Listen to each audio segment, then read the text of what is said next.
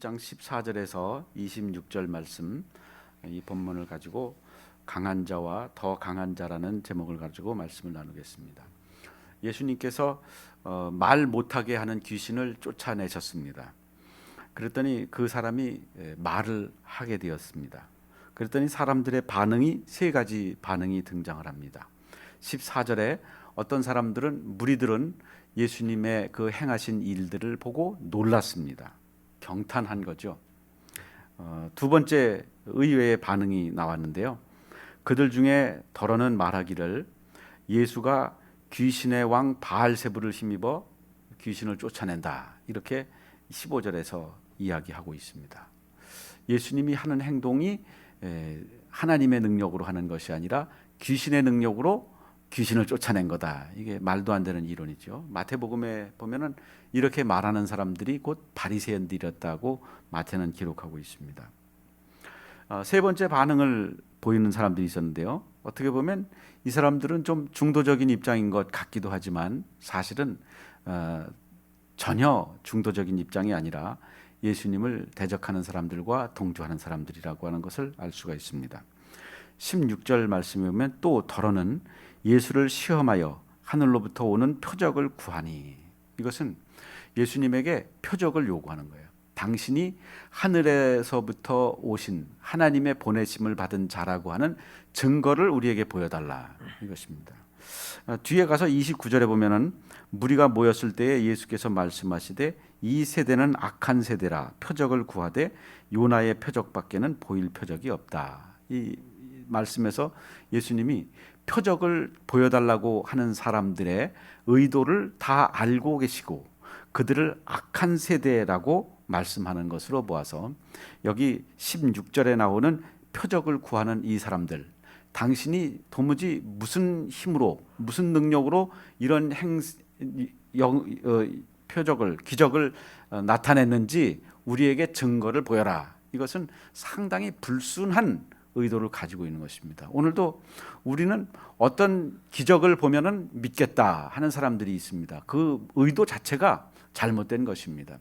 하나님께서 우리를 사랑하시고 하나님께서 존재하시고 하나님께서 우리를 인도하시고 하는 이런 모든 일들을 우리가 믿음으로 아멘 할 수 있을 텐데, 그것을 어떤 기적을 우리에게 보이면, 하나님을 우리 눈앞에 보이면 우리가 믿겠다 하는 생각 자체는 하나님을 믿을 마음이 없다고 하는 것을 우리에게 웅변처럼 말하고 있는 거예요.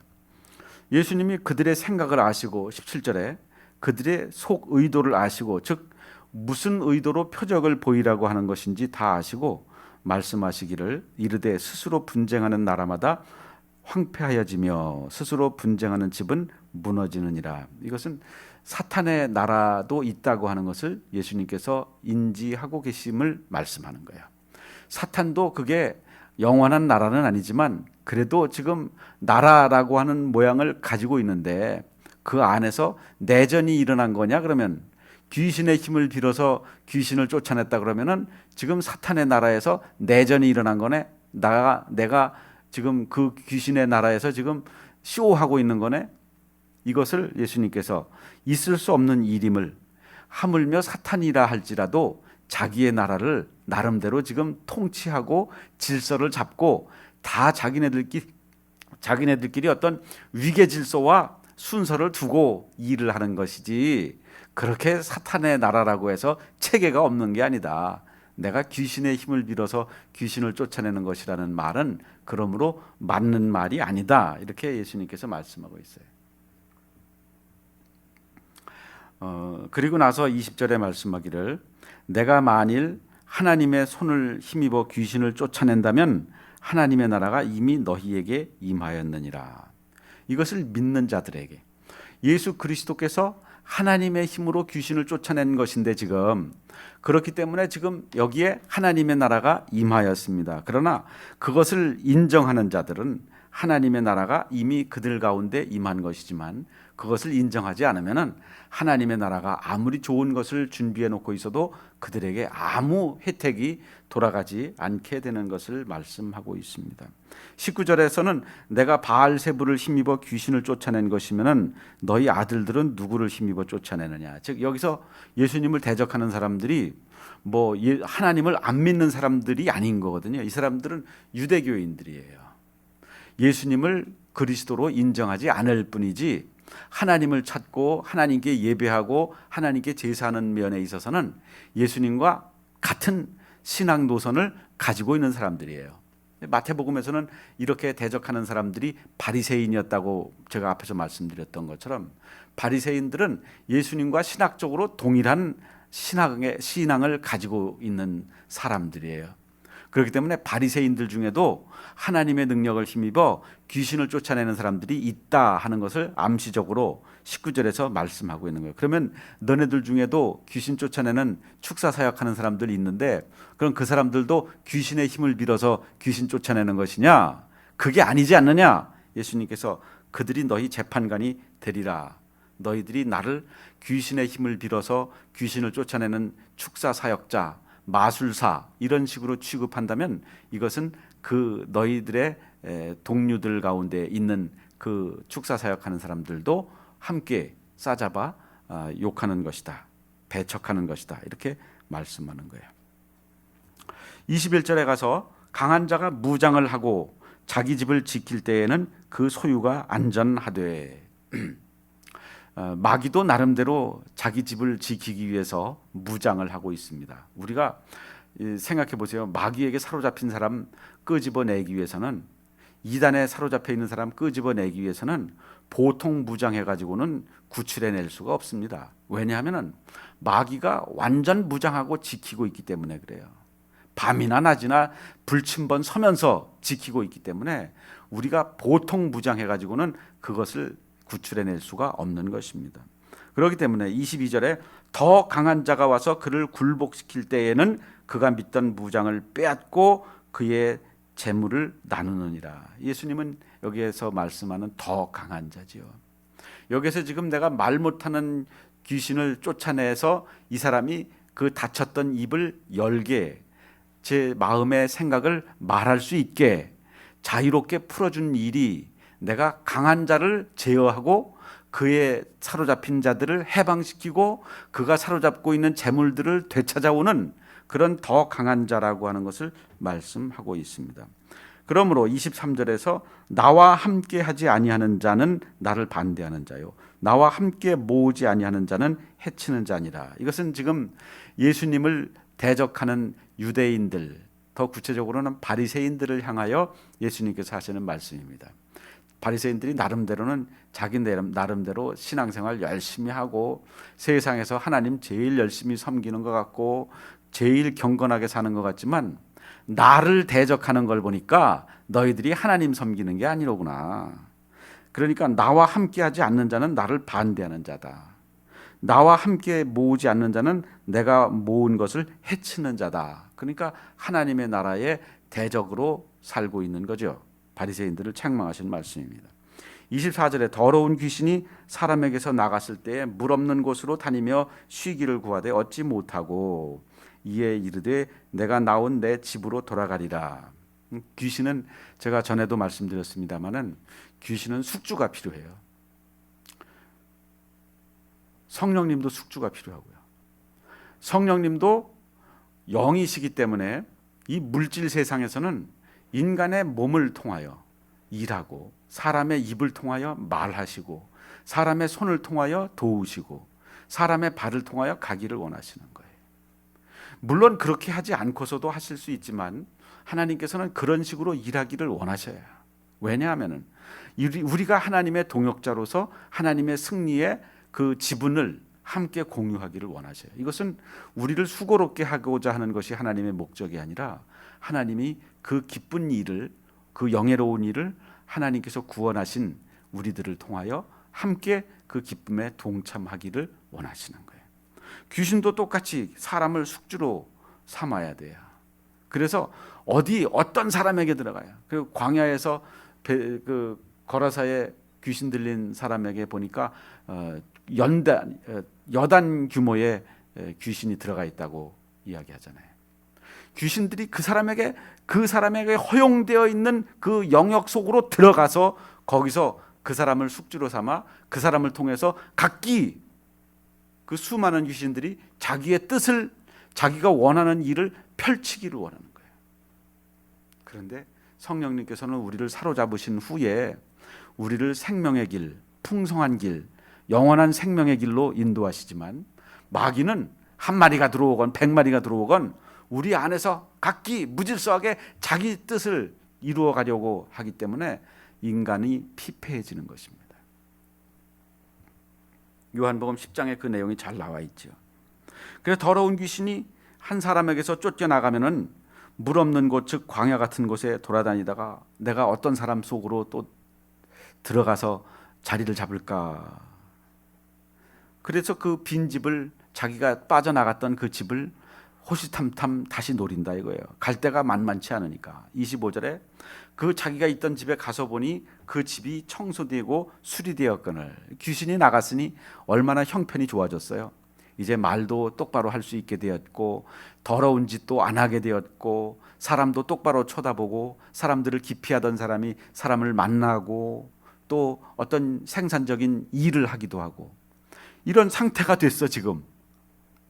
그러니까 귀신이 어떻게 하냐면 이에 가서 저보다 더 악한 귀신이 7을 데리고 들어가서 거하니 그 사람의 나중 형편이 전보다 더 심하게 되었다.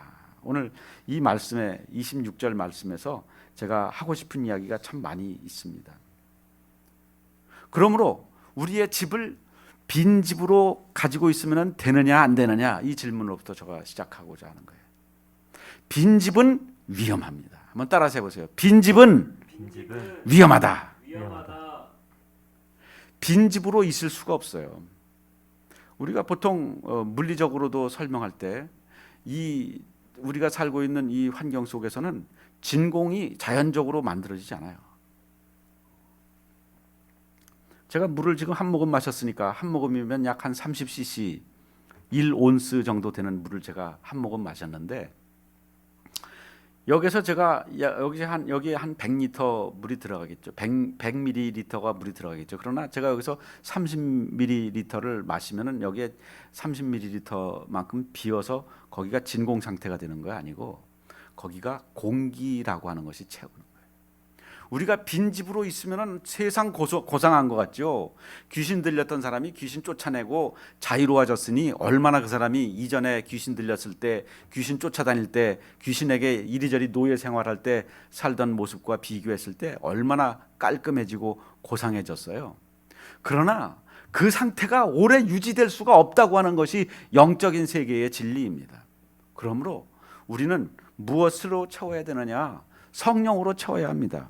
오늘 본문 바로 앞에 11장 13절에 보면은 너희가 악할지라도 좋은 것을 자식에게 줄 알거든 하물며 너희 하늘 아버지께서 구하는 자에게 성령을 주시지 않겠느냐. 이 앞에 지금 11장 1절에서부터 여기 13절까지를 간략하게 좀 제가 어제 말씀에다가 올려놓은 것입니다만은 앞에 예수님께서는 요한의 제자들도 제자들에게 기도를 가르쳐 줬으니까 예수님 저희들에게도 기도를 좀 가르쳐 주세요. 그래서 예수님이 주기도문을 가르쳐 주셨어요. 그리고 나서 이제 예수님께서 간절히 기도해야 되는 교훈을 주시는데 세 가지 기도의 대상을 말씀하십니다.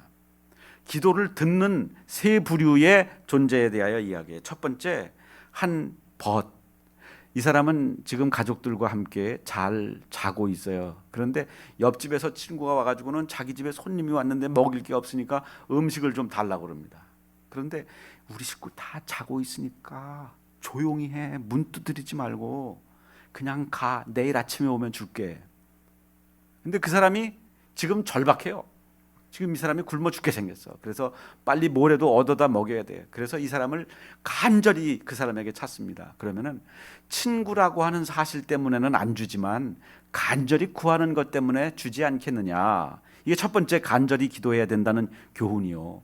두 번째 교훈은 아버지가 있는데 그게 악한 아버지, 인간이니까 악하지 않은 아버지가 어디 있어요. 이 세상에 악한 아버지라 할지라도 자식이 생선을 달라 그러면은 전갈을 줄 아버지가 어디 있느냐. 악한 아버지라 할지라도 자식에게는 좋은 것을 주려는 마음을 가지고 있지 않느냐. 그러니까 아버지에게 구하는 그 마음으로 기도해라. 끝으로 세 번째 예수님께서 말씀하시는 것은 하나님께서는 우리에게 이 세상에서 우리가 가장 소중한 성령을 구하는 것을 가장 기뻐하신다는 말씀이에요. 그러므로 우리는 예수님께서 기도를 가르쳐 주신 이 주기도문 이후에 간절히 기도해야 되는 이유에 대하여 삼중적으로 말씀하신 후에 너희가 악할지라도 좋은 것을 자식에게 줄 알거든 하물며 너희 하늘 아버지께서는 구하는 자에게 성령을 주시지 않겠느냐. 우리는 빈집은 위험합니다. 이 영적인 주인을 이야기하는 거예요. 육신적으로야 내가 내 의지를 가지고 내 인생, 내 시간, 내 재물, 내 힘, 내가 원하는 곳에 사용할 수 있다고 생각을 하지만 절대 그렇지 않습니다.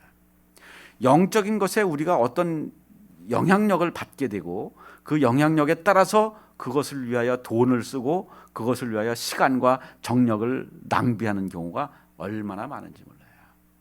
그렇기 때문에 빈집은 위험합니다. 성령께서 우리 안에 들어와서 온전히 지배하시도록 하나님께 우리의 삶을 내어 맡겨 드려야 빈집을 면하는 것입니다. 다시 한번 말씀드립니다. 빈집은 위험합니다. 우리는 탐욕에 사로잡혀 있으면서도 귀신을 섬기는 줄도 모르고 살아요.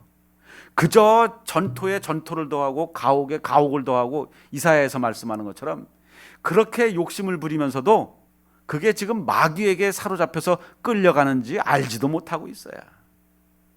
탐욕을 위하여 따라가는 것 같이 따라가면서도 그것이 자기가 탐욕을 위하여 살아가는지 알지 못하고 있어요. 그것이 성실이라고 착각하고 있어요. 여러분 귀신 들렸습니까? 아니죠. 그러면은 다시 한번 여쭤보겠습니다. 그러면 성령 충만하십니까? 할렐루야. 근데 그것도 아닌 것 같은데요 라고 생각하는 사람도 있을 거야. 나는 귀신이 들린 건 아니야. 그런데 딱히 보면은 또 성령 충만한 것도 아니야. 그럼 빈집이네. 그럼 빈집이에요. 그래서 제가 앞에 말씀드렸죠. 빈집은 어떻다고요? 위험하다. 빈집은 위험하다. 주인이 없으면은 들개라도 들어와서 살고 들고양이라도 들어와서 살아요. 빈집으로 남아있으면 안 됩니다. 여러분 귀신 들렸습니까? 아니죠. 그러면 성령 충만합니까? 그것도 아니죠. 그러면 빈집이라고요. 빈집은 위험합니다. 빈집으로 그대로 남아있기를 원하고 그저 인본주의적으로 적당한 신앙생활, 고상한 신앙생활로 만족하겠다. 그런 삶을 사는 사람들은 무엇을 추구하는 거예요? 빈집을 추구하는 거예요. 그럼 빈집에는 누가 들어온다? 귀신이 들어온다고요. 근데 귀신이 들어왔는데도 처음에 몇 마리 들어오면은 들어온 줄도 모르고 지낸다니까요. 그래서 그게 성실인 줄 알고 그게 열심히 사는 건 줄 알고 그게 착한 건 줄 알고 그게 건전한 신앙생활인 줄 알고 그게 적당한 취미생활인 줄 안다니까요. 그러다가 이제 귀신이 늘어나서 이제 군대 귀신이 되는 거예요. 하루아침에 군대 귀신이 그냥 열과 오와 열을 맞춰서 행군해서 들어오는 거 아니에요. 그러면은 문을 닫지 않을 사람이 어디 있어요. 문을 다 닫아버리죠. 그런데 창문으로 한 마리 들어오고 또 그놈이 줄 내려주고서 또 한 마리 또 들어오고 또 한 마리 들어오고 이제 그놈이 대문을 열어 제끼면은 그때 군대 귀신이 들어오는 거예요. 요즘 우리는 한동안 코로나 뉴스 때문에 그냥 9시 뉴스 틀면은 처음에서부터 끝까지 다 코로나 이야기만 하다가 9시 뉴스가 지금 한 달 넘도록 그렇게 코로나 뉴스가 되어버렸는데 이제 새로운 뉴스가 하나 등장했어요. 박사방, N번 방. 그 N번 방이 있는 게 아니고 1번 방, 2번 방, 3번 방 이런 여러 숫자들이 있는데 그것을 그 수학에서 말하는 식으로 N번 방이라고 통칭해서 부르는 거라 그러더라고요. 그 사람은 어때요? 귀신 들린 거죠? 거기에 26만 명의 유료 회원들이 있다 그러는데 적게는 20만 원, 많게는 200만 원까지 내고서 들어간 사람들이 있다 그러는데 그렇게 유료 회원만 26만 명이라는데 그러니까 이 사람의 이걸로 돈 번 게 어떤 사람들은 크게 잡으면 4천억까지도 잡더라고요. 근데 지금 검찰에서는 약 한 32억까지 추적이 가능했다고, 아직 지금까지 찾아낸 금액이 현찰로 1억 얼마 그 집에서 나온 것과 32억 그 이더리움으로 가상화폐로 찾아낸 게 그 정도 있다 그래요. 빙산일각이겠죠. 그런데 여기서 우리 보통 사람들이 놀라는 점이 뭐냐면은 이 범인이 너무 평범하다는 거예요. 너무 이상하게 생기지 않았다는 거예요. 학교에서도 공부 잘했어요. 학점이 4.5 만점에서 4.17인가 그렇더라고요. 학교 졸업 성적이. 그 정도면은 뭐 상위 뭐 1, 2% 안에 들 정도라고 말할 수 있어요. 전혀 흉악하게 생기지 않았어요. 친구들은 너무 평범한 친구라고 기억하고 있어요. 거기에 공범으로 잡힌 거제시의 8급 공무원, 이 사람 30살이라 그러더라고요. 이 사람은 집에서 효자래요. 그리고 직장에서는 모범 공무원이래요. 그러니까 사람들이, 이런 사람들이 왜 여기에 꼬여 들어갔을까? 왜 이런 낚시를, 미끼를 먹었을까? 집을 비워둔 거예요. 여기 26만 명이 유료 회원이 있다고 그러는데 저는 자신 있게 말할 수 있습니다. 여기서 무섭게 생긴 사람 거의 없을 거예요. 전부 다 우리 아주 친한 친구같이 생겼을 거고 평범한 우리 이웃같이 생겼을 거예요. 그건 분명합니다. 거기에서 우리는 놀라는 거예요. 그런데 이 사람들이 어떻게 해서 그렇게 흉악한 범죄를 저지르게 되었을까요? 뿐이고야, 뿐이고. 뭐가 뿐이고냐면은 이 사람들이 한 짓이 그렇게 큰 짓이 없어요. 그냥 휴대폰으로 그걸 내려받았을 뿐이에요. 가서 뭐 그 피해자를 만난 것도 아니고 그 피해자에게 내가 어떤 뭐 때렸다든지 뭐 어떻게 실제로 물리적으로 성범죄를 한 건 아니에요. 그러니까 저는 이것을 어떻게 비유하냐면 낚시를 비유를 해요. 멸치를 가지고 멸치를 낚시 미끼로 삼아 가지고 고등어를 잡아요. 근데 그 고등어를 먹지 않고 그거를 잘 미끼로 해 가지고 그거보다 또 수십 배 큰 참치를 잡아요. 근데 참치를 잡아가지고 수십 킬로 되는 그 참치를 가지고 만족하는 게 아니라 그걸 미끼로 해가지고 고래를 잡아요. 이 사람들은 멸치를 물었을 뿐이에요. 그런데 이것이 낚이고 몇 차례 거치니까 고래까지 잡히더라 이거예요. 사탄이 우리를 공격하는 작전이 그렇습니다. 아주 작은 것을 허용했을 뿐이야. 클릭 한번 했을 뿐이고 그거 한번 봤을 뿐이야. 그런데 마귀는 거기에 피해자들도 마찬가지잖아요. 어떻게 신상을 털어가지고는 그것을 이용해서 얼굴 나오는 나체 사진을 보내라. 뭐 이런 식으로 해가지고 결국은 더 잔인한 수법에 말려들게 만들었고 결국은 돈을 빼앗고 그 인생을 파괴시키는 그런 일까지 하는 것을 봅니다. 이 사람들이 뭐 큰 죄를 처음서부터 저질렀던 것은 아닙니다. 이 사람들이 먼저 한 것은 뭐냐면은 집을 비워놓은 거예요. 영적인 주인을 바로 그 집에 모시지 않았기 때문에 귀신이 들어와서 그 사람의 삶을 완전히 짓밟아 놓은 거예요. 그래가지고 이 사람을 숙주로 삼아서 이제 그 N번방 운영자, 이 25살 된 그 청년, 거기서부터 시작해서 또 하나 멸치로 고등어 잡고 고등어로 참치 잡고 참치로 고래를 잡아서 바다에 사는 모든 고기들을 다 오염시키고 잡아먹는 그런 결과를 가져왔던 거예요. 이제 우리는 성령 충만에 우리의 마음에 더 관심을 가져야 합니다. 이 사람들이 왜 그렇게 26만 명이라고 하는 사람들이 함께 그 같은 악한 취미에 자기의 삶을 바쳤을까요? 우리나라에는 대중화되어 있지 않은데 두 가지 스포츠 종목이 있어요. 영연방 국가들에서 제일 유명한 스포츠는 크리켓이라는 경기예요. 뭐 빨래방망이 같이 생긴 거, 여러분 지금 그림 보시면은 여기 그림 나오죠. 빨래방망이 같은 거 가지고 이거 뭐 야구방망이하고 또 달라요. 야구 같기도 하고 야구 아닌 것 같기도 하고. 그런데 우리는 그거 잘 모르고 야 이거 무슨 재미로 하냐, 야구가 훨씬 더 낫다 그러는데 영연방 국가들은 이거에 완전히 열광합니다. 미국에는 또 그 오토바이 헬멧 쓰고서 하는 그 NFL이라고 내셔널 풋볼 리그라고 하는 게 있어요. 이게 아메리칸 풋볼이라 그러는데 이거 룰도 굉장히 어려워요. 근데 미국에서는 이게 완전히 최고의 스포츠입니다. 그들의 리그가 있어요. 이거는 전 세계적인 것은 아니지만 그 열광은 세계 어떤 스포츠보다 뜨거워요. 오늘 저는 제안합니다. 빈집을 만들지 말고, 빈집으로 남아있지 말고 성령 충만을 함께 즐거워하는 그런 리그를 만들자. 이게 교회 아니겠어요? 교회 안에서는 무엇이 공통의 관심사냐? 내가 얼마나 성령에 사로잡힌 삶을 사느냐, 내가 얼마나 하나님을 기쁘시게 하는 삶을 사느냐, 이것이 우리의 관심거리고 우리의 화제거리예요. 그래서 빈집을 자랑하는 게 아니고, 어떤 사람은 빈집 자랑하는 사람이 있어요. 나는 이렇게 적절한 균형을 갖춘 아주 광신자도 아니고 아주 그 무식한 신앙도 아니고 나는 굉장히 균형 잡힌 신앙생활을 하고 있다. 그런데 물론 그러면 좋겠지만 그것이 자칫 빈집 현상은 아닌가. 주인이 하나님도 주인이 아니고 귀신도 주인이 아닌 그 아슬아슬한 균형을 지금 유지하고 있는 것은 아닌가. 이게 이내 무너져 버린다니까요, 그 균형이.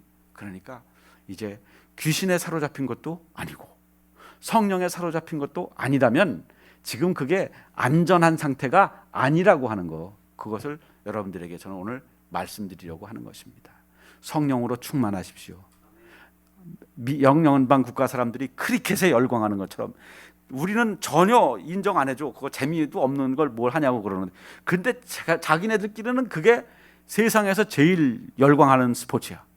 미국 사람들끼리 뭐 자기네들끼리 그 오토바이 헬멧 쓰고 그렇게 열광하는데 우리는 정말 그 게임 룰도 잘 모르겠어. 용어도 모르겠고. 근데 자기네들끼리는 그게 그렇게 재미있는 게임이라는 거예요. 그러니까 우리는 이 세상 사람들이 야 성령 충만한 게 뭐가 재밌냐, 인생 따분한데, 그게 아니고 우리끼리는 이게 정말 어떻게 내가 한 주간 동안 하나님의 말씀에 순종하고 하나님을 기쁘시게 하는 삶을 살았느냐, 이것을 서로 나누고 그것을 함께 정상적인 것으로 여기고 그것으로 하나님을 높여드리고 그렇게 해서 하나님께서 채워주시는 그 풍성한 삶을 함께 자랑할 수 있는 이런 성령 충만의 리그를, 그런 교회를 함께 만들자 하는 것입니다. 결론적으로 다시 말씀드립니다. 빈집은 위험합니다. 예수 그리스도를 주인 삼고 성령으로 오늘도 충만한 삶을 누리시기를 바랍니다. 기도하겠습니다.